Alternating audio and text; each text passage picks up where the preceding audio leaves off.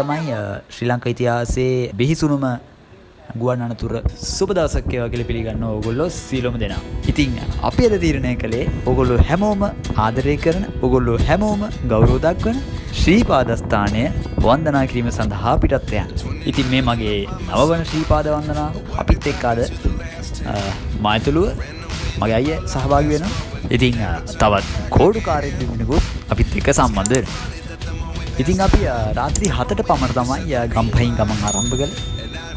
අපි මේ පාර සිරිපා කරුණා කරන්නේ 60 නලතන්නේ මාර්ගයෙන් රුවන්වැල් කිතුල්ගල යටියන්තොට පසු කරලා අපි ඉදිරියට ඇදුණා. ගමන අතරතුරදී මට හම්බුණා බුදු පිළිමයක්.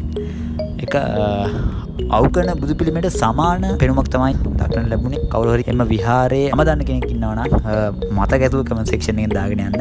අපි රාත්‍රී ආහාරය ගන්න සුළු මොහොතකට නතර කළා. ඊට පස්සේ අපි ආයෙත් සුබුරුදු පරිදි ගමන පටන් ගත්තා. ඕගොල්ලෝ අහලා ඇති මේ සිද්ධිය ගැන. මේක තමයි ශ්‍රී ලංකා ඉතිහාසයේ බිහිසුණුම ගුවන් අනතුර. ඉතින් මේක සිද්ධ වෙන්නේ 1974 වර්ෂයේදී.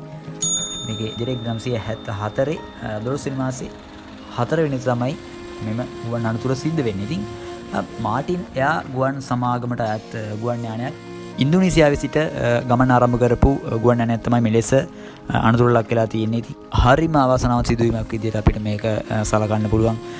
191 දෙනෙකුට මරුපැඳ වෙමින් සප්තකන්‍යා කඳු වැටියේ ගැටීමෙන් තමයි මේ අනතුර සිදු වෙලා තියෙන්නේ. මම හිතන්නේ රාත්‍රී 10:10ට පමණ තමයි මෙම ගුවන් අනතුර සිදු වෙන්නේ. ඉතින් ගුවන් යානයේ ගමන් කළ සියලුම දෙනාම ජීවිතක්ෂයට පත් වී තිබෙනවා මෙම ගුවන් අනතුරින්. ඊට පස්සේ අපි නෝඩන් පහු කරලා නල්ලතනි දක්වා නැවතත් ගමන ආරම්භ කළා. අපි පැය කිහිපයක ගමනකින් පසුව නල්ලතනි වෙද ළඟා වුණා.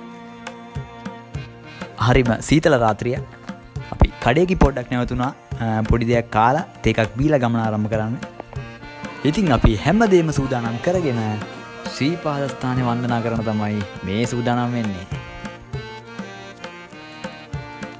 මේ ඔබට පේන්නේ ශ්‍රී පාදස්ථානයේ කරුණා කිරීම ආරම්භ කරන ස්ථානය.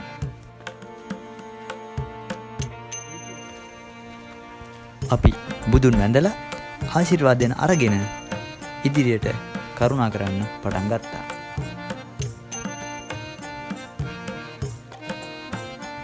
අපිට කලින් වාරවල වගේ වේගයෙන් කරුණා කරන්න අවස්ථාවක් නැහැ. මොකද කෝඩුකාරින් දෙදෙනෙක් අපි සමග ඉන්න නිසා.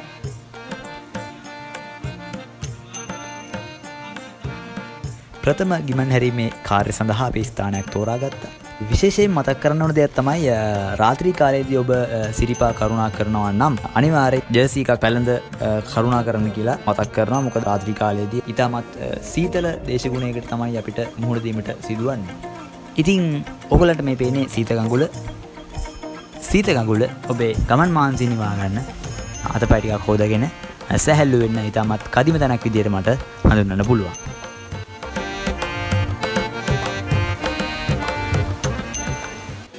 ඉතින් යන්තම් එළිය වැටිගෙන එනවා අවට පරිසරේ.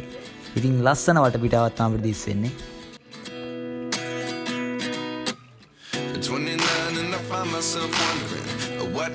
ඉතින් හරියටම එළිය වැටුණට පස්සේ තමයි මේ ෆීලිං එක හොඳටම දැනෙන්නේ. ඒ මද හිරු රශ්මියත් එක්ක ඇඟට දැනෙන සීතල මං හිතන්නේ හැම තැනකින්ම අපිට ගන්න ලැබෙන්නේ නැහැ.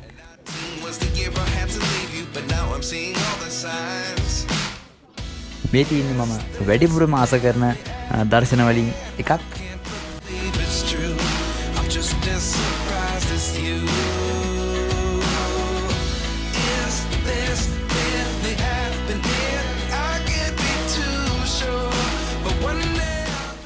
ඉතින් මේ හිමින් ලං වෙන්නේ අපේ එක් ගමනාන්තයක් වන ඉන්දිකටු පානට.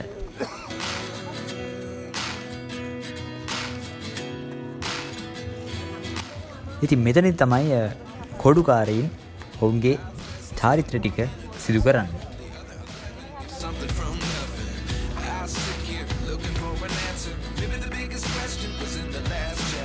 ඉතින් මේ ඔයගලන්ට පේන්නේ අපේ කොඩුකාරයන් දෙන්න.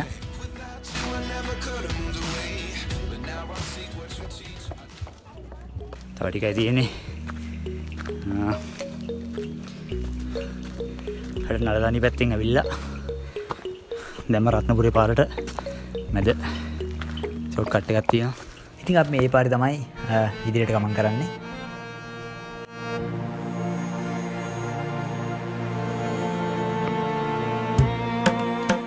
ඉතින් සුපුරුදු පරිදි ඒ පාරේ යනකොටත් අපිට අස්සන view point හම්බුණා.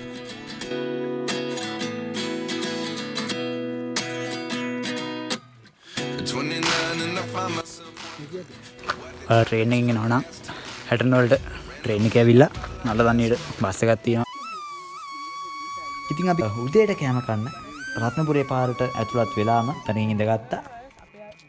අපි උදේ කෑම අරගෙන නැවතත් කරුණා කිරීම සඳහා පිටත් වුණා. අපිට මහගිරිදබේදී ලොකු පොලිමක් දක්නට ලැබුණා. අපිට පැය 3ක් 4ක් පමණ පොලිමේන් සිද්ධ වුණා උඩමළුවට කරුණා කිරීම සඳහා. අනිත් කාරණාව තමයි මෙම කුණු කසල ගැටලුව වසර ගණනාවක ඉඳලා මම කරුණා කරන සෑම වසරකදීම මෙම කුණු මේ විදියටම මට බලා ගන්න පුළුවන් වුණා. ඒක කිසිම අඩුවීමක් නම් මට දක්නට ලැබිලා නැහැ. ශ්‍රීපදස්ථානය වටිනා සම්පතක් ශ්‍රී ලංකාවට. ඉතින් එම නිසා යන සියලු දෙනාගේ මම ඉල්ලා සිටිනවා මෙම සම්පත රැක ගන්න කියලා.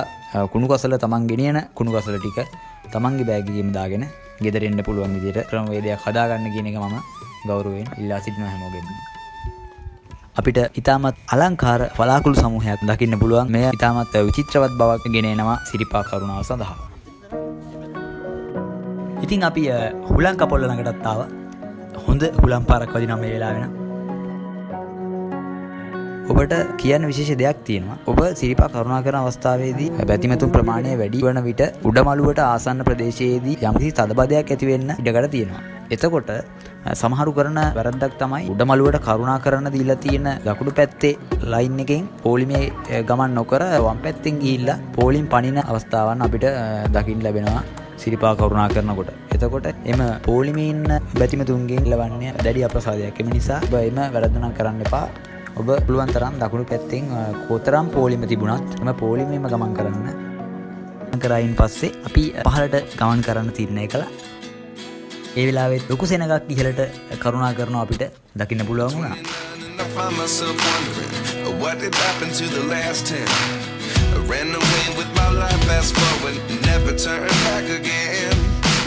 ඉදිකටු පාන පසු කරමින් සීතගඟුල දක්වා ගමන් කිරීම තමයි මේ තිස්සෙන්නේ. ඉතින් අපි වසන් වතාවට සීතගඟුලෙන් වෙහෙස නිවාගෙන පහළට පිටත් වුණා. මේ නිවාඩු දවස් 3ක් නිසා බොහෝ සෙනග සිරිපා කරුණාව සඳහා පැමිණ දී වුණා. සියලු බැතිමතුන්ට පහසුවෙන් කරුණා කිරීම සඳහා මෙම වටපිටාව සකසලා තියෙනවා.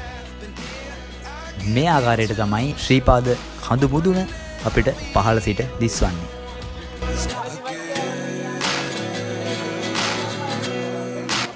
ඉතින් අපිට සීතගඟුල පහුණාට පස්සේ බෙලිමල් දන්සලක් අපිට සූදානම් කරලා තිබුණා. ඉතින් ඔබ මේ දකින්නේ ඉතාමත් සුවිශේෂී අවස්ථාවක්.